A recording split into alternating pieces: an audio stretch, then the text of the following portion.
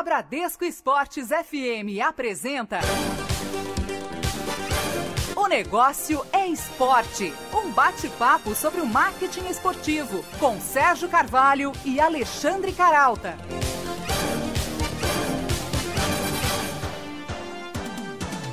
Boa noite para você ligado na Bradesco Esportes FM. Começamos mais uma semana e mais uma edição de O Negócio é Esporte. E comigo aqui na apresentação do programa, o também jornalista Alexandre Caralta. Boa noite, Caralta. Boa noite, Sérgio. Boa noite, ouvintes. Você sabe quanto o patrocínio esportivo movimentou no Brasil esse ano? Olha, Caralta, eu sei que o volume de investimento vem aumentando nos últimos anos, até por conta da Copa do Mundo e também da Olimpíada.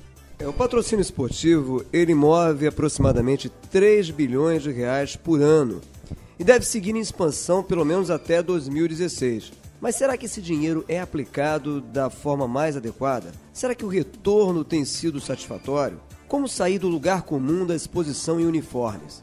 Para onde caminha o patrocínio esportivo na era dos aplicativos e da mídia social? Bem, quem vai responder a essa e a outras perguntas é o nosso convidado dessa semana aqui no Negócio Esporte, o Ricardo Hinrichsen, diretor de negócios da Golden Goal e que também é responsável pela área de marketing da pós-graduação em marketing esportivo da FIFA no Brasil.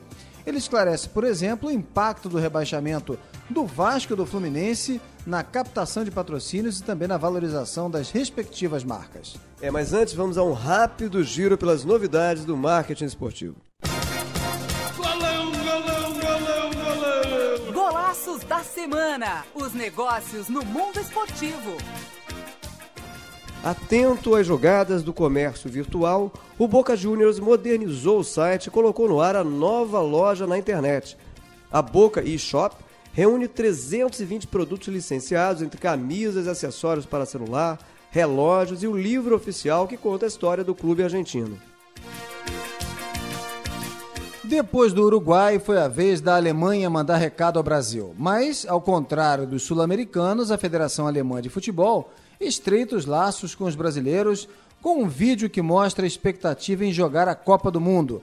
A mensagem é quase uma declaração de amor e diz: vocês não imaginam o quanto de Brasil existe dentro de nós. Esse e outros vídeos associados ao marketing esportivo estão disponíveis na nossa página na internet www.onegocioesporte.com.br.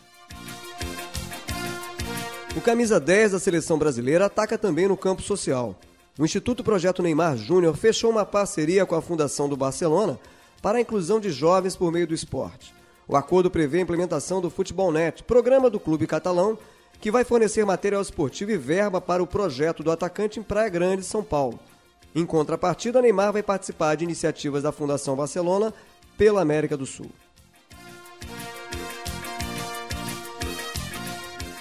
Como parte da campanha de personalização dos seus produtos com nomes próprios, a Coca-Cola Espanha lançou uma edição especial para o Barcelona. Das 550 milhões de embalagens personalizadas que a empresa colocou no mercado espanhol, algumas estampavam o nome de atletas do basquete, hóquei, futsal e futebol do Barça.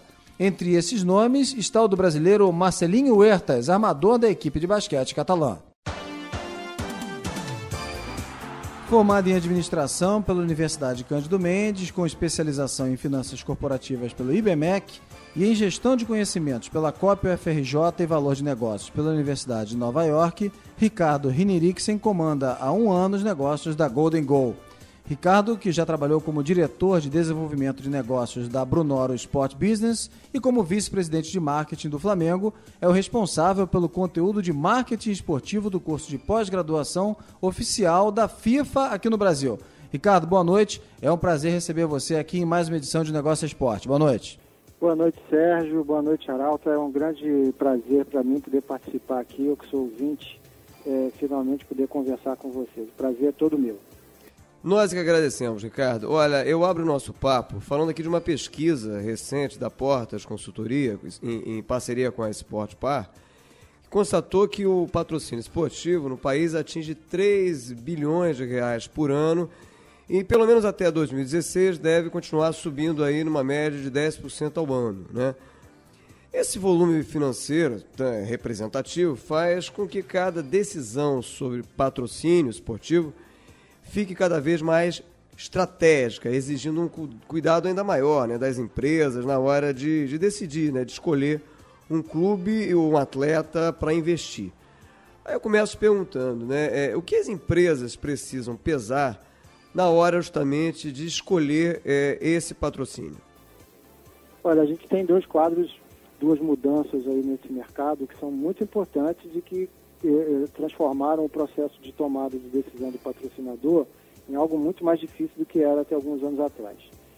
Antes de mais nada, o aumento nos valores. Os patrocínios hoje estão muito maiores e é muito mais caro patrocinar o esporte. Além disso, você tem uma quantidade muito maior de empresas patrocinando, o que significa que você, na prática, corre o risco, você, patrocinador, de colocar o seu dinheiro numa quantidade muito maior do que você botava no passado e ficar, vamos dizer assim, afundado no mar de patrocinadores. Tem uma quantidade muito grande de patrocinadores no mercado. Então, qual é o desafio hoje para quem vai patrocinar? Antes de mais nada, nesse momento, o tiro precisa ser certeiro. Você precisa realmente saber muito bem o custo-benefício e os riscos relacionados ao investimento que você está fazendo. Então você precisa saber qual propriedade de patrocínio no esporte se adequa de forma mais objetiva àquilo que você quer alcançar. Que tipo de modalidade, ou que tipo de competição, ou às vezes que tipo de atleta, que perfil de atleta tem mais a ver com os valores da sua marca. Isso é muito importante na hora de você fazer o investimento para não correr o risco de perder foco. E hoje em dia, realmente, no patrocínio esportivo no Brasil, com os valores do jeito que estão, perder foco significa perder muito dinheiro. Agora, Ricardo, objetivamente, quais os fatores preponderantes, né, para garantir um retorno desejado? Quer dizer, o que é mais importante? O rendimento esportivo ou o rendimento da imagem? Olha, essa é uma pergunta muito interessante, porque, na verdade, isso está relacionado a uma decisão anterior, que é o que você pretende com o patrocínio. Que você pode ter um rendimento esportivo espetacular, numa modalidade, por exemplo, de baixa visibilidade. Se seu objetivo é que a sua imagem de patrocinador tenha grande visibilidade na mídia, ainda que você tenha esse desempenho esportivo excepcional, você não vai ter todo esse recall, toda essa visibilidade. Então, na verdade, o patrocinador precisa definir o que ele pretende com aquele patrocínio. Se é ter visibilidade, simplesmente, aparecer, né, como a gente costuma dizer, e isso é muito comum no futebol, né? A gente tem no Brasil esse fenômeno dos patrocínios pontuais, talvez aqui mais do que em qualquer outro lugar do mundo. Ou se o seu objetivo é transmitir a médio e longo prazo uma mensagem através do patrocínio que você está fazendo. Aí é muito mais importante, talvez, do que aparecer, não que aparecer não seja importante. É claro que a exposição é a alma do negócio, em geral, né? Mas é tão ou mais importante escolher um atleta ou um clube cujos valores, né, estejam absolutamente alinhados ali aos valores que você quer que fiquem associados à sua marca, né? Senão, por mais que às vezes tenha uma exposição razoável, o objetivo não é alcançado. É isso que você está falando, né? Exatamente. Eu tenho um exemplo prático que eu gosto sempre de citar. Existe uma modalidade esportiva da qual eu sou fã, eu costumo, inclusive, já fui a ver algumas corridas, que é o Stock Car, que é um fenômeno que se desenvolveu no Brasil, cresceu tremendamente, enfim. É uma belíssima plataforma de patrocínio, uma ótima alternativa para ativação, para que as marcas façam relacionamento com seus clientes, mas que se viu invadido, vamos dizer assim, por patrocinadores da indústria farmacêutica até alguns anos atrás. Então houve um efeito de manada, onde uma primeira investiu, as outras foram atrás e investiram. E aí fica a pergunta, né? Será que uma empresa que trabalha com saúde, o mais adequado para ela é usar uma plataforma de esporte de aventura, um esporte que tem um risco inerente a esse esporte? Será que os valores transmitidos por uma empresa do segmento de saúde combinam com um esporte com as características do Stock Car? Talvez não. Mas esse tipo de questionamento, ele ainda é muito incomum no Brasil, no patrocinador. Você já tem algumas empresas que fazem isso, têm um trabalho, estudam muito bem por onde entrar, como entrar, mas ainda não é a regra como é em mercados mais desenvolvidos. Ou seja, falta um pouco de amadurecimento para essa tomada de decisão ainda, né? Com certeza, falta a gente fazer isso de uma forma integrada ao posicionamento de cada uma das marcas, aí, como essas marcas são geridas. Agora, falando em rendimento, né, provavelmente em rendimento esportivo, né, a gente sabe que o retorno de um patrocínio, claro, ele também é medido pelo sucesso, né, daquele patrocinado ali. Qual o impacto na sua avaliação do rebaixamento para a conquista de novos patrocinadores? O desempenho dentro do campo ele tem um peso muito grande na atratividade dos patrocinadores e dos parceiros, até um pouco por conta disso que a gente estava conversando agora há pouco, né? O próprio patrocinador, como o patrocínio esportivo no Brasil é algo que ainda engatinha, né? O próprio patrocinador, ele não costuma planejar no longo prazo. Então existe uma dose de oportunismo nas decisões, e isso realmente tem um impacto negativo. Nesse momento é preciso usar muita criatividade para você conseguir sair desse problema. Deixa eu só pegar essa deixa. Você falou, não, tem que usar muito a criatividade. Na prática, o que isso significa?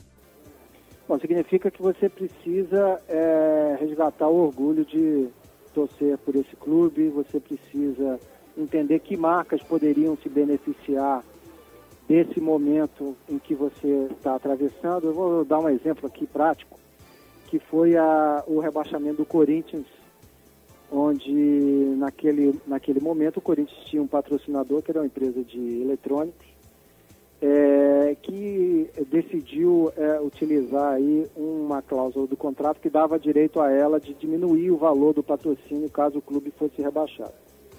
O clube não aceitou isso e soube captar um patrocinador que naquele momento era uma empresa do ramo de seguro de saúde que ia abrir o capital na Bolsa de Valores e precisava ganhar rapidamente notoriedade nacional. Então foi de uma forma inteligente, foi possível identificar, fazer, vamos dizer assim, desse limão uma limonada. Esse aqui é o grande desafio, né? E até me corrija se estiver errado, acho que nesse momento que o Corinthians foi rebaixado, se não estou enganado, Alexandre também pode lembrar disso, foi o momento que o time mais vendeu camisas para a sua torcida, né? Houve quase que um amparo da torcida aí nesse momento difícil, né? Porque você lança aí a campanha do Eu Nunca Vou Te Abandonar, e você tem aí uma série de ações relacionadas, aquela história do que eu falei, de transformar o limão numa limonada. No Vasco talvez seja um pouco mais difícil, porque não é o primeiro rebaixamento. Então não tem aquele impacto de que isso aconteceu e nós vamos ajudar, porque isso já aconteceu antes. Inclusive o Vasco com um slogan e com uma campanha também, o sentimento não pode parar da primeira vez, enfim. Então o desafio agora é mais complicado. Mas ainda assim eu acho que com criatividade o pessoal consegue resolver isso. Nós estamos conversando aqui no Negócio é Esporte essa semana com o diretor de negócios da Golden Goal, Ricardo Rinirixen. Ricardo, como é que a gente pode avaliar os riscos, né, e o retorno do patrocínio esportivo? Quer dizer, como é que se pode precisar se o retorno está ali dentro do esperado e assim se o investimento está ou não valendo a pena, né? Porque, Ricardo, existe assim, muita controvérsia, me corrija se eu estiver errado, né, sobre as metodologias. Né? Quer dizer, fala-se muito aqui e ali e tal, mas até que ponto a gente pode precisar? É verdade, haja controvérsia, não é pouca controvérsia não. A forma clássica, tradicional de se fazer a medição, ela é muito limitada, que é a forma de simplesmente você estimar a mídia espontânea gerada por aquela propriedade e você comparar com a tabela de preço de mídia, que é o famoso quanto você teria que pagar patrocinador para contratar no mercado essa mídia que o meu patrocínio proporciona espontaneamente a você. Mas qual é o grande problema? Você tem vários problemas nesse processo. Um, óbvio, é que os benefícios gerados pelo patrocínio, eles não estão restritos à mídia. Eles estão relacionados, por exemplo, à construção da imagem. Então, tem um caso clássico no Brasil, que é o patrocínio do Banco do Brasil para a Confederação Brasileira de Vôlei, que teve um efeito rejuvenescedor na marca BB, que estava envelhecida, inclusive com a base de clientes de uma idade mais avançada, e que graças à associação com o vôlei, independente da visibilidade, é algo que é adicional, houve, isso foi comprovado por pesquisas depois de alguns anos, um rejuvenescimento, uma percepção de uma marca mais jovem e mais vigorosa. Mas certamente do outro lado também você tem uma questão que precisa ser considerada, que é quando a gente compara um espaço ocupado por um patrocínio com o preço desse espaço na mídia que teria que ser pago, você está desconsiderando uma questão muito importante, que é quando eu compro um spot numa rádio, por exemplo, para transmitir a minha mensagem, eu tenho absoluto controle sobre que mensagem eu vou transmitir, como essa mensagem vai ser transmitida. Eu desenvolvo lá um spot, gravo um comercial, desenvolvo uma ideia e transmito aquela imagem da maneira como eu gostaria que ela fosse transmitida. Quando a gente patrocina uma modalidade esportiva ou um atleta, a gente não tem controle sobre o que vai acontecer. Você não sabe se aquele clube vai ser rebaixado, você não sabe se a sua marca vai aparecer na camisa de torcedores, por exemplo, brigando numa arquibancada. Então, o controle é muito mais tênue, é muito mais difícil de você controlar essa mensagem. Então, normalmente, é claro que precisa ter um deságio grande quando você vai usar esse valor como referência. Então, não há hoje uma metodologia aceita de forma ampla e restrita, né? O que você precisa fazer é tentar fazer uma série de aproximações para que você possa conseguir medir esse retorno. Ainda não há um padrão que possa ser usado. E, na sua opinião, quais são os principais riscos, né, para o patrocinador? Vamos fazer agora uma remissão, queria que você até, aproveitando aí, comentasse, porque recentemente, naquele jogo entre Vasco e Atlético Paranaense, pela última rodada do Campeonato Brasileiro, em que houve uma briga, né, generalizada e tal, uma cena de barbárie, né, na arquibancada do estádio em Joinville, né? Aquilo ali, claro, tem uma série de implicações, né, e que vão muito além da esfera esportiva. Mas aqui para o nosso papo, né, é claro que tem implicações. Isso representa também um prejuízo à imagem de instituições e tal, e de marcas e tal. Queria que você avaliasse, comentasse esse episódio, né, e também explicasse aí quais são os principais riscos justamente para o patrocinador.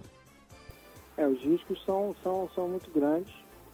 A marca patrocina o esporte porque ela tenta, vamos dizer assim, pegar carona em atributos muito bacanas que o esporte proporciona, de superação, de alegria, de celebração. A marca tenta se associar a esse momento.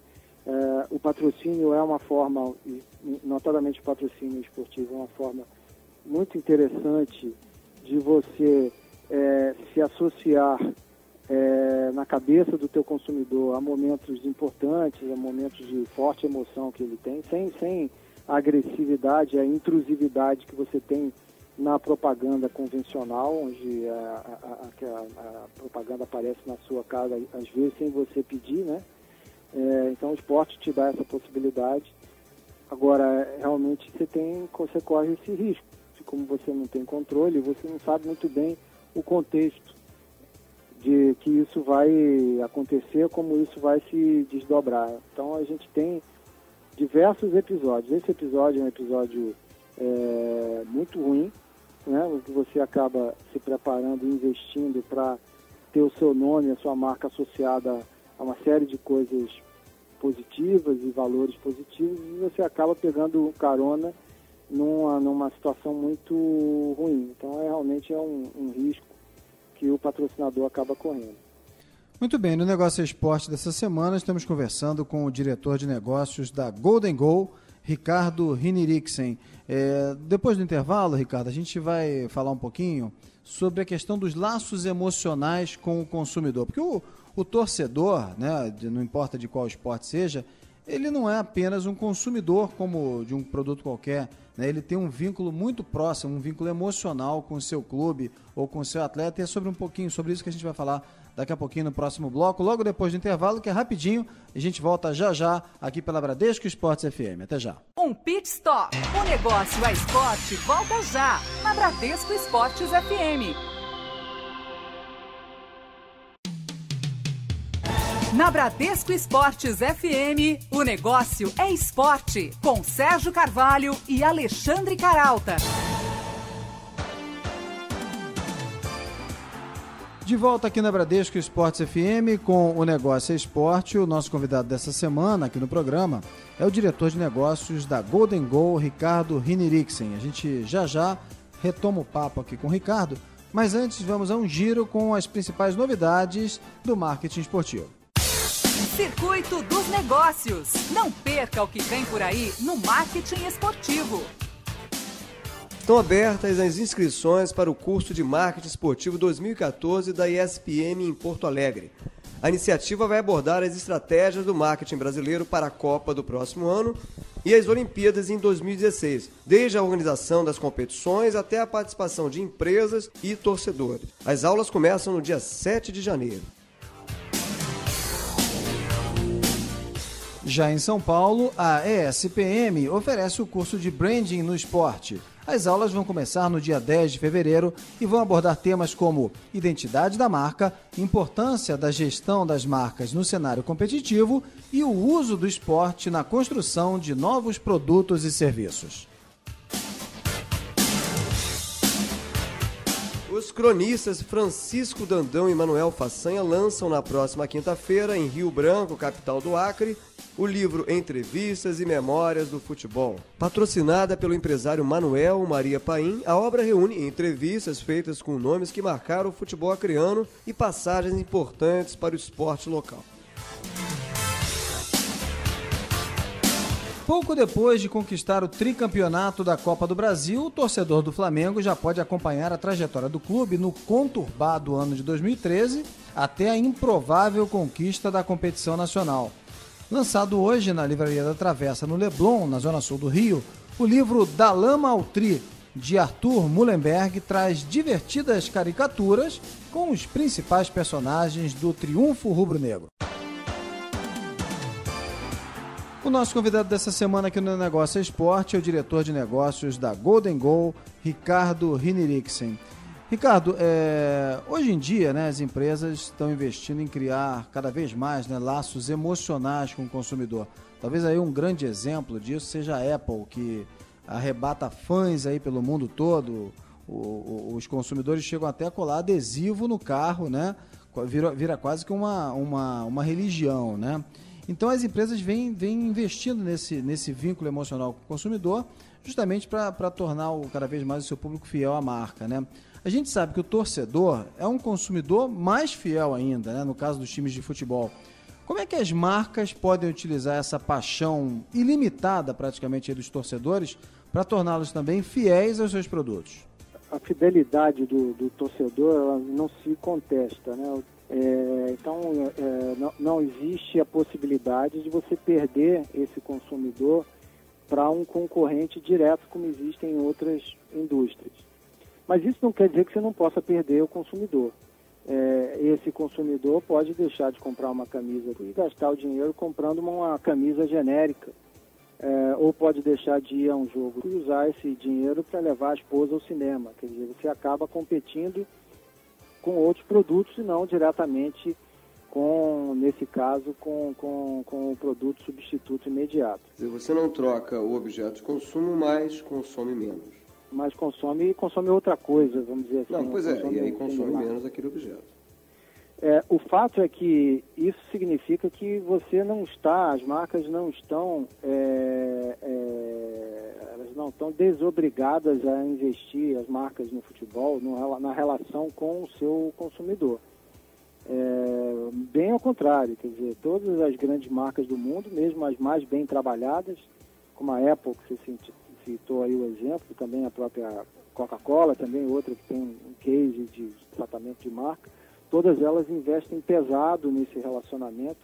Não é porque atingiram um determinado patamar de relação com o consumidor que elas esmorecem e investem menos. O grande problema aí, dos clubes especificamente, é que existe um recurso muito limitado para investimento em marketing no futebol brasileiro. Os departamentos de marketing profissionais são algo relativamente recente e eu te diria que possivelmente todos os departamentos de marketing de cada um dos clubes de futebol, é provável que o valor do salário de muitos jogadores reservas em alguns desses clubes sejam maior do que tudo que é gasto com a estrutura de marketing nos clubes. Ou seja, o investimento ainda é muito pequeno. Se você considerar que as marcas normalmente investem em marcas como Coca-Cola, como Sony, enfim, investem algo em torno de 3 a 5% do seu faturamento em marketing, eu te diria que duvido que algum clube brasileiro invista mais do que 0,5% no seu marketing. A grande maioria até é uma fração disso, muito menos. E uma das consequências, Ricardo, me corrija se eu estiver errado, é um ponto no qual a gente já bateu algumas vezes aqui no programa, é um modelo ainda muito limitado, né, de marketing, em que o patrocínio de camisa ainda ostenta quase, reina quase que absoluto, né? Você tem ali uma coisa muito concentrada no patrocínio de camisa, né? Ao passo em que hoje, em vários negócios, a gente observa uma necessidade de diversificação, inclusive investindo num melhor relacionamento com o cliente, né? Com o consumidor, enfim. Normalmente, por falta de verba e falta de recursos e falta de prioridade dentro dos clubes, os departamentos de marketing são muito mais departamentos comerciais do que de marketing. Eles tratam muito mais da comercialização das propriedades dos clubes, isso que você acabou de citar, venda de patrocínio, venda de licenciamento de produto, do que propriamente trabalhar a marca e o relacionamento direto com o cliente. Isso em função exatamente do que eu disse, os recursos são muito limitados e você acaba priorizando aquilo que vai gerar receita no curtíssimo prazo. O patrocinador, ele está olhando para além disso, quer dizer, ele já... O patrocinador, o investidor, ele está buscando outras janelas, além da marca estampada na camisa? Como é que está esse movimento hoje? Olha, ainda não, ainda é algo muito, no futebol especificamente, é algo ainda muito primitivo, né? A gente tem alguns casos bem interessantes, tem um caso na Argentina que eu me recordo, o clube, acho que foi o São Lourenço, não tenho certeza, que ele fechou um patrocínio por um ano onde o patrocinador não apareceu na camisa. Quer dizer, a camisa ficou imaculada e toda a comunicação foi feita enfatizando o respeito que aquele patrocinador tinha pela camisa do São Lourenço, enfim. Mas essas iniciativas, provavelmente, esses novos formatos, devem partir muitas vezes, ou na maioria das vezes, das marcas, né? Dos investidores. Porque os clubes, como você já disse, não estão preparados ou pensando em como aproveitar, né, as oportunidades dentro do clube, às vezes até não só no atleta ou na camisa, enfim, no uniforme, mas às vezes na arena, né? Isso parte muito mais então dos patrocinadores, né? Essas novidades, essas ideias, do que propriamente dos clubes, né? Mais ou menos, depende muito de... Quando a gente fala de clubes e marketing em futebol em clube, existem casos muito díspares, é muito diferente, enfim. Então você tem clubes hoje no Brasil que investem muito pesado nas suas áreas de marketing, embora ainda, como eu tinha dito antes, num patamar muito menor do que uma empresa, por exemplo, investe no seu marketing. Por exemplo, quem faz isso aqui no Brasil? Você tem alguns clubes que investem muito agressivamente. O Corinthians tem um departamento de marketing muito bem estruturado, onde o clube coloca muitos recursos. O Cruzeiro é um clube que investe bastante em marketing. Enfim, você tem situações e situações, né? E tem clubes que não optam por não investir. Por exemplo, você tem o Atlético Mineiro, que há cerca de 2 anos aproximadamente optou por extinguir o departamento de marketing. O presidente achou que não era necessário um departamento de marketing, que ele poderia tratar diretamente de todas as questões. E hoje a gente tem esse paradoxo aí de ter um clube campeão da Libertadores que não tem departamento de marketing. Olha, a gente está conversando aqui hoje no Negócio Esporte com o Ricardo Hinrichsen, que é diretor de negócios da Golden Goal. Ricardo, queria mudar um pouquinho agora o nosso ponto aqui, puxando para o atleta, né? Vou dar aqui 2 exemplos, né, antagônicos. O Neymar e o Pato. O Neymar, ele é o jogador brasileiro que mais fatura com patrocínios. No ano passado, arrematou só com publicidade cerca de 60 milhões de reais, né? E o Pato, que você falou no departamento de marketing do Corinthians, que é reconhecidamente, aí nos últimos anos, um dos que trabalham mais agressivamente, né? Talvez o Pato tenha sido, né, a bola fora, né? Enfim, dá margem a uma série de trocadilhos ali que a gente se reserva o direito de não falar. Mas, enfim, o Pato, ele foi um investimento que, numa avaliação básica, é um investimento que ainda não, de certa forma, não se pagou, né? E o Neymar é o oposto. Ele vem se firmando, além de ser a estrela da seleção que vai disputar a Copa do Mundo, né? Ele é também uma estrela na publicidade, né? E aí eu te pergunto, né? Quais os critérios que devem ser levados em conta na hora do investidor, né, escolher, né, um garoto propaganda, ou, como se diz hoje, um embaixador da marca? Olha, no caso especificamente do futebol, é até algo que foge um pouquinho, mas eu queria que é algo importante, né? Criou-se na época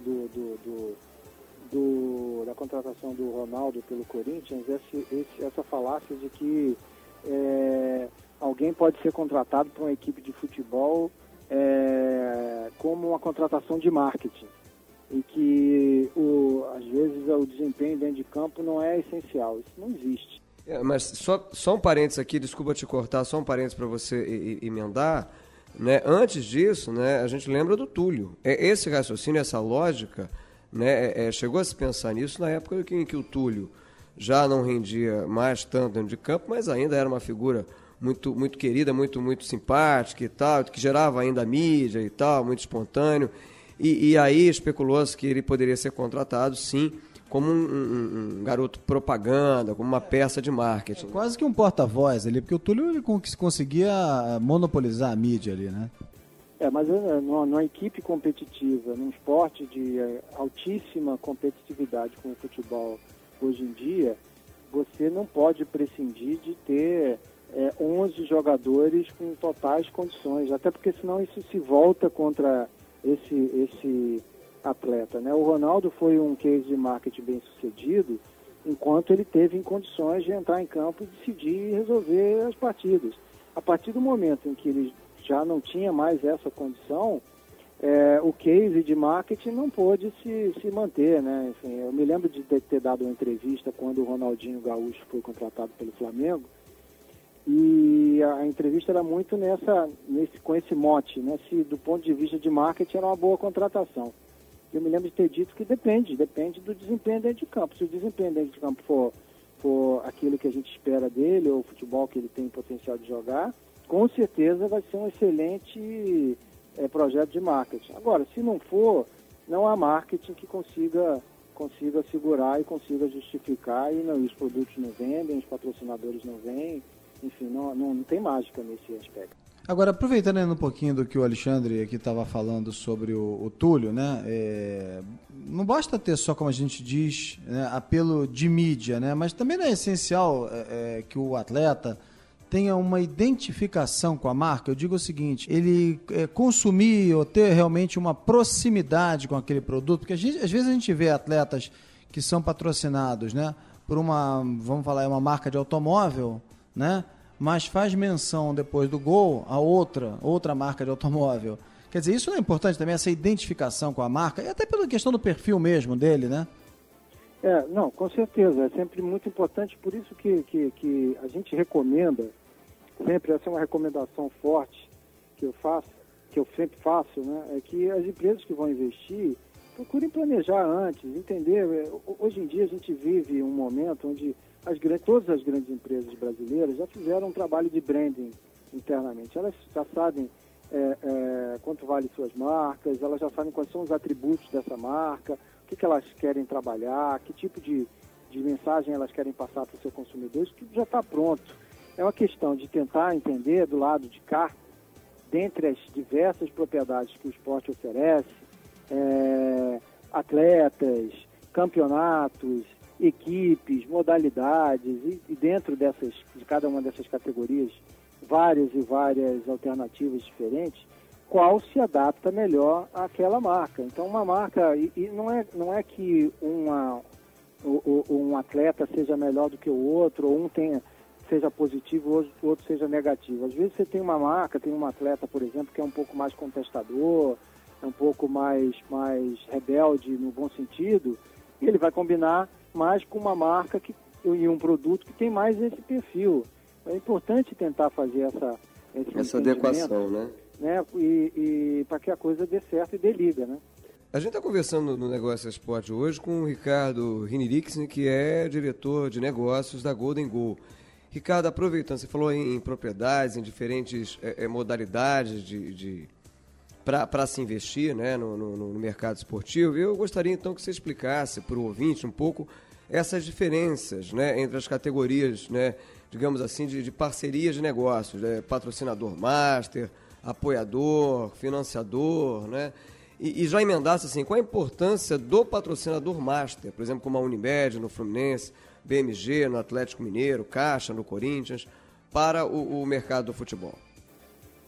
Uma das alternativas que você tem, especialmente para propriedades que têm uma captação mais alta de patrocínio, onde você precisa levantar uma quantidade maior de recursos, como é o caso do futebol, é você dividir o espaço que você tem, você dividir o espaço que você tem para trazer o patrocinador, e eu não estou me referindo só ao espaço físico na camisa, mas o espaço que você tem para ter um apoiador em cotas.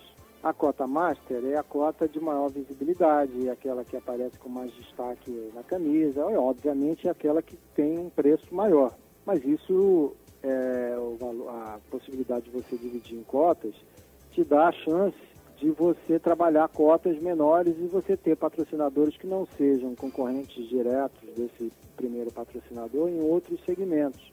E aí você consegue trabalhar outros setores do uniforme, você consegue trabalhar o que é mais comum na Europa e menos aqui, a figura do apoiador oficial, que é você ter, os clubes europeus têm muito isso, né? Eles têm uma montadora que é a montadora oficial, a companhia aérea oficial, companhia aérea, o banco oficial, enfim. Você acha que a gente caminha para ter um padrão assim no Brasil ou ainda está longe? Eu acho que ainda está um pouco longe, e aí vamos ser a César o que é de César, vamos ser um pouco justos aqui, também em função do desenvolvimento que a gente precisa ter do ponto de vista do patrocinador. Também para o patrocinador não são só as propriedades, não são só os clubes, não são só as confederações, não são só os atletas que precisam passar por esse processo de aprender a fazer a venda, mas também o patrocinador ainda está aprendendo a comprar. Poucos sabem realmente como se planejar e como comprar. Então a gente está aí numa situação onde as partes ainda não aprenderam. O mercado ainda não é um mercado maduro. Então, por isso a gente tem essas dificuldades.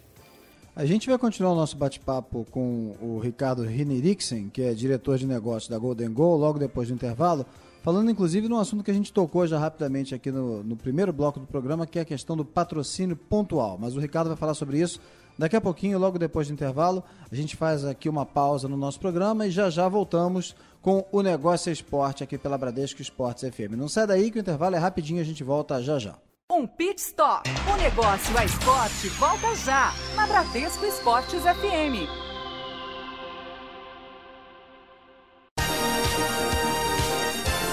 De volta na Bradesco Esportes FM. O Negócio é Esporte. De De volta aqui pela Bradesco Esportes FM com o Negócio é Esporte. Eu lembro que você pode ouvir essa entrevista acessando também o nosso site. Pode ouvir essa entrevista e as entrevistas anteriores acessando a nossa página na internet. O endereço é o www.onegocioesporte.com.br. Pode também curtir a nossa fanpage no Facebook e ainda seguir o nosso perfil no Twitter no endereço @onegocioesporte. O nosso convidado dessa semana é o diretor de negócios da Golden Goal, Ricardo Hinrichsen. Ricardo, retomando o nosso bate-papo, uma nova modalidade que vem sendo muito utilizada aí pelos clubes são os patrocínios pontuais, né? Inclusive, recentemente, a gente teve um caso curioso com o patrocínio de um cemitério na camisa do Paraná Clube para um jogo numa sexta-feira 13. Quer dizer, aproveitar realmente até a oportunidade do calendário aí, né? Quais as vantagens da gente fechar esses patrocínios pontuais e não os de longo prazo? Olha, a rigor, eu sou um pouco radical em relação a isso. A rigor não tem nenhuma vantagem, apenas desvantagens.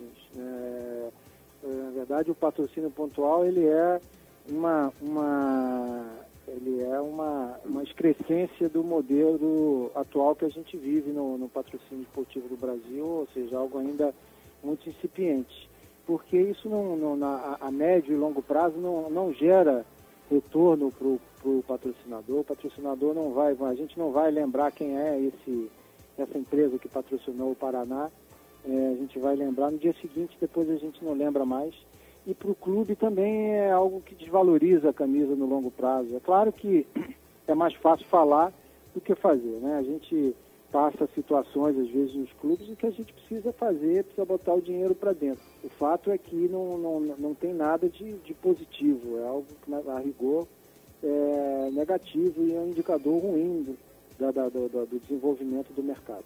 Agora, existem algumas empresas que, por exemplo, optam em não patrocinar por um longo prazo, né, um clube ou uma equipe, enfim, e ficam pulando ali de time em time durante, por exemplo, todo um campeonato, com a pretensão, ou pelo menos com a estratégia, de tentar aparecer mais, né, supostamente mais, ao longo de todo um ano, quer dizer, ter aquela sensação de que ele está presente em várias equipes e tal. Isso não pode surtir um resultado positivo?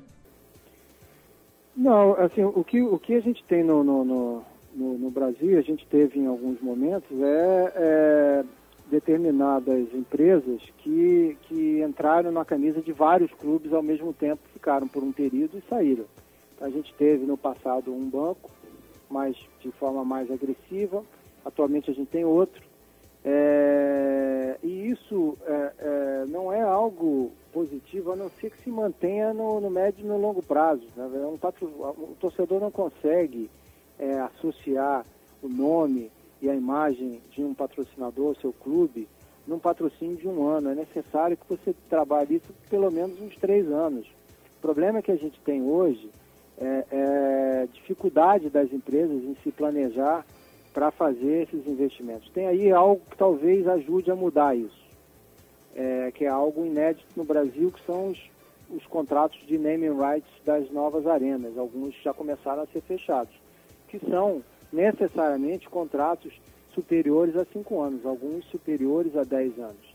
Quem sabe isso aí consiga mudar a maneira como os patrocinadores se planejam em relação ao futebol e a gente comece a ter investimentos num prazo que permita a eles terem retorno no investimento que eles estão fazendo. Até porque, como você, Ricardo, você mesmo já observou, né, a exposição pura e simplesmente não dá um retorno interessante, né? Preciso que ela venha acompanhada de uma série de ações efetivamente de marketing e tal, nas quais você tem ali um investimento num melhor relacionamento com o consumidor, por meio do qual ele possa identificar aqueles valores que a marca quer transmitir, não é isso? Claro, é ativação, como se diz, né? A gente ativação, exatamente. Ativar, não é simplesmente comprar aquele espaço, isso, aquela propriedade, né? E aí eu lembro aqui um caso de uma marca, né, que se mantém fortíssima no mercado, que é a do Ayrton Senna, né? Mesmo depois de 19 anos da morte, né, segue como, né, o atleta mais valioso nesse sentido, né, do Brasil, né? A marca do piloto movimentou né, no último ano, alguma coisa em torno de 21 milhões de reais em contratos de sublicença, né? Quer dizer, é prova de que a marca e a memória, né, a marca continua viva ali no imaginário e tal do brasileiro, né? Eu te pergunto, como é que o patrocinador ele pode investir para que isso aconteça, para que haja essa maior identificação, para que o consumidor, especialmente o consumidor brasileiro, possa ter viva na sua memória uma marca como essa? Eu sei que é difícil, né? Mas como é que você acha que a gente pode chegar até aí? Olha, primeiro tem algo que é uma barreira aí intransponível, né? Que você não consegue evitar, que é você precisa se comprometer com um prazo mais longo. Não dá para fazer milagre num contrato de 1 ano, 2 anos. Isso não marca nenhuma vai se consolidar. Então é preciso haver uma mudança de procedimento, uma mudança de cultura para entender que é preciso ficar mais tempo. Senão você não consegue, o consumidor não consegue se lembrar do nome dessa marca. Assim. Além disso, não se trata apenas de ficar mais tempo, é preciso também investir na ativação, como a gente estava dizendo aqui, fazer ações inteligentes que associem o nome da empresa ao clube, ou ao atleta, ou à modalidade esportiva. Por isso que é muito importante que lá atrás, na hora de entrar, essa entrada tenha sido pautada por um planejamento anterior, onde você consiga ter os atributos tanto da modalidade, ou do atleta, ou do clube, combinando com os atributos da marca que está patrocinando, porque aí fica muito mais fácil você ativar. Pois é, Ricardo, eu te pergunto, qual é o caminho hoje da ativação para a gente fugir do lugar comum? Né? Você podia apontar aí alguns caminhos criativos, já vem sendo adotados aqui, lá fora e tal, alguns casos interessantes? Eu acho que hoje a ativação inteligente é a ativação que envolve diretamente o torcedor. Vamos dar um exemplo do futebol, né? Então, a ativação onde você consegue, de fato, interagir com o torcedor, ela é sempre mais inteligente. E hoje a gente tem uma grande vantagem, que é com todos os meios digitais, né? Com todos esses tablets e telefones celulares e com as mídias sociais, etc. Você tem um canal de 2 mãos de comunicação espetacular para você estabelecer uma relação 1 para 1 que você não tinha até algum tempo atrás. Então é muito importante, nesse momento, as ações de ativação mais bem-sucedidas, em vez de serem aquelas massificadas, vão ser as que sejam direcionadas e que consigam falar com cada um dos torcedores individualmente. Então, sair um pouquinho do lugar comum. Acho que essa aqui é a receita. A gente está conversando no Negócio Esporte essa semana com o Ricardo Hinrichsen, diretor de negócios da Golden Goal. Ricardo, a gente sabe que você é o responsável pelo conteúdo de marketing esportivo do curso de pós-graduação oficial da FIFA aqui no Brasil. Conta pra gente um pouquinho sobre essa pós. Olha, esse é o único curso oficial da FIFA no Brasil. Ele é desenvolvido em parceria com a Fundação Getúlio Vargas. Ele é inteiramente ministrado online. Você tem ali basicamente toda a metodologia desenvolvida pela FIFA. O que a gente fez no Brasil foi adaptar essa metodologia para o país, traduzindo e modificando os casos para que se adequem à realidade do Brasil. É um conteúdo multidisciplinar, então você tem desde direito até estratégia, passando por marketing, que é a cadeira na qual eu tive envolvido diretamente, enfim. Então você vai estar recebendo uma pós-graduação em marketing com a chancela da FIFA. E falando em FIFA, Ricardo, a gente está chegando aqui quase no finalzinho do nosso papo e aí eu aproveito aqui para botar uma pilha, né? O termo padrão FIFA, né, acabou se transformando numa expressão pejorativa, né, por conta aí daquelas manifestações, né, populares em junho, que tinham como um dos alvos, né, a própria Copa, né, dando conta de que o dinheiro gasto com a Copa deveria ter sido gasto, claro, com educação, com saúde e tal, e aí o padrão FIFA se tornou algo pejorativo, né? Até que ponto você acha que essa imagem pode ser invertida, né?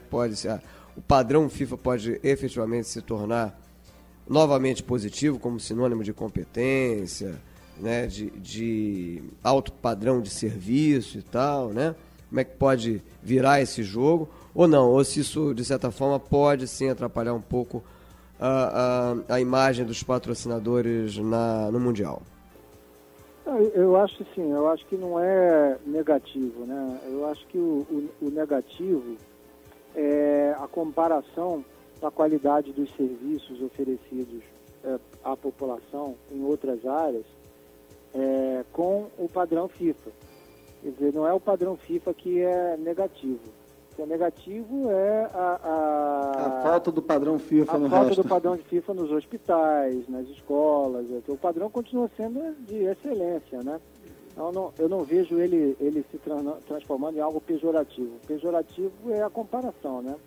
Eu continuo acreditando e acho que é positivo. Enfim, não acho que isso vá respingar nos patrocinadores, não. Bem, a gente vive agora aí num mundo praticamente virtual. Para onde a gente olha tem alguma coisa virtual. Celular, videogame, né? E a gente sabe que o consumo, principalmente dos videogames e dos aplicativos esportivos, né? Então vem ganhando cada vez mais espaço, né? Os patrocinadores, Ricardo, já estão de olho também nesse mercado e você tem visto algumas ações nesse sentido? Nos aplicativos, muita coisa. Você tem aplicativos espetaculares. O aplicativo da NBA é um dos mais bem desenvolvidos. E você tem coisas muito criativas, né? Você, por exemplo, a Champions League, que é talvez aí fora do universo dos esportes profissionais americanos, a Champions League certamente é quem melhor explora a questão dos conteúdos digitais. Ela tem, através de um dos seus patrocinadores, que é uma empresa de bebidas, ela tem um aplicativo que te permite fazer apostas, né, sem dinheiro, né, simplesmente apostar em lances durante a transmissão de uma partida. Então, se você está assistindo lá um Barcelona e Real Madrid, tem um corner a favor do Barcelona, você pode online apostar, né, se vai sair o gol ou não vai sair. Isso você tem aí centenas de milhares de pessoas ligadas ao mesmo tempo e você vai acumulando pontos, e quem fizer melhor bolão, vamos dizer assim, no final da partida, acertando todos os lances, ganha um prêmio, etc. Assim, é um negócio muito bacana que faz com que as pessoas fiquem acompanhando o jogo e se envolvam. Então, isso é um espaço ainda muito interessante para ser trabalhado.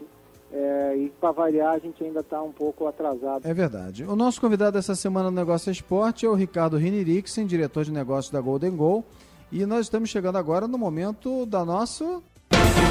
Apito Final.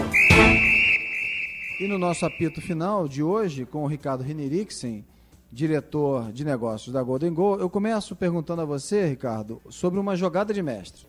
Eu queria que todas essas respostas estivessem relacionadas a um tema específico aí que está muito em voga, que são os novos estádios e as novas arenas no Brasil. Uma jogada de mestre certamente é a melhor qualidade de serviços que são oferecidos por esses estádios, né? A gente, pela primeira vez no Brasil, vai ter a oportunidade de ter acesso a serviços. Claro que existem problemas que precisam ser resolvidos ainda, alguns vícios antigos que a gente tem, de não respeitar lugar marcado e de ter pessoas que ajudem no acesso ao estádio mais bem preparadas, mas o fato é que a gente, pela primeira vez, tem equipamentos aí para uma transformação nessa indústria. E uma bola fora, Ricardo? Bom, uma bola fora recente relacionada à última rodada do Campeonato Brasileiro, certamente a violência, né? Não combina com os novos estádios, não combina com esse público que a gente quer ter e com as famílias de volta aos estádios, público qualificado que vai injetar dinheiro nos estádios e ajudar os clubes a poderem formar equipes melhores. Enfim, a violência realmente não é uma bola fora. Ricardo, e uma zebra? Uma zebra nesse mercado aí de ingressos e de futebol, algo no qual se foi muito polêmico e não se apostava muito, foi certamente as promoções de ingressos que foram realizadas. Uma aí mais surpreendente, talvez a do São Paulo Futebol Clube, que não tem muita tradição em fazer esse tipo de ação, e que, embora tenha despertado muita desconfiança no início, acabou sendo bem sucedida, conseguiu trazer o torcedor de São Paulo de volta para o estádio, e acho inclusive que isso foi importante na recuperação do clube dentro do Campeonato Brasileiro. Então isso certamente foi uma zebra no sentido de que ninguém apostava, mas no final acabou dando certo. Muito bem, para a gente fechar, Ricardo, uma aposta. Bom, uma aposta, novamente dentro desse mesmo tema, certamente é o modelo de sócio-torcedor, né, onde você tem os clubes investindo no modelo onde uma quantidade cada vez maior do público presente nos estádios vai ser composta por sócios torcedores, para que não corram o risco de ficar de fora de jogos decisivos. Maravilha. Quero agradecer aqui a participação do nosso convidado dessa semana aqui no Negócio Esporte, o diretor de negócios da Golden Goal, Ricardo Hinrichsen, participando conosco aqui no Negócio Esporte. Ricardo, muito obrigado aqui pela sua participação no nosso programa e até uma próxima oportunidade. Obrigado, viu, Ricardo? Olha, eu que agradeço. Para mim foi um prazer estar aqui falando com vocês. Sempre que vocês precisarem, estou aqui à disposição. Muito obrigado. Obrigado, um grande abraço. E depois desse papo aqui com o Ricardo Hinrichsen, está na hora da nossa... Caixinha de surpresas. Toda semana, um destaque da história do mercado esportivo. Como o programa de hoje falou sobre patrocínios esportivos, o Caixinha relembra uma propaganda de um dos patrocinadores da nossa seleção, o Guaraná Antártica. No comercial, a latinha do refrigerante conta o orgulho de fazer parte dessa história e mostra o apoio à seleção olímpica de 2008. Vamos ouvir. Eu sou essa lata de Guaraná Antártica, mas a minha história com a seleção começou faz tempo. Já fui trave, eu decidi aquele jogo. Voltei como alambrado e abracei o craque. Como pandeiro, participei da festa. Hoje eu sou patrocinador da seleção brasileira com muito orgulho. Será que dá tempo de voltar como medalha em Pequim? Você pode ouvir essa e outras peças publicitárias garimpadas aqui no nosso programa acessando a nossa página na internet. O endereço é o www.onegocioesporte.com.br. E assim a gente encerra o Negócio Esporte dessa semana, que teve a produção e edição de Carol Farias. Um abraço e uma ótima semana a todos. A gente volta na próxima segunda, sempre às 10 da noite, aqui na Bradesco Esportes FM, com mais um bate-papo sobre o marketing esportivo. E você também pode ouvir a reprise desse programa no domingo, às 9 da noite. Uma ótima semana para você e até a próxima. Até lá! Na Bradesco Esportes FM, o negócio é esporte, com Sérgio Carvalho e Alexandre Caralta.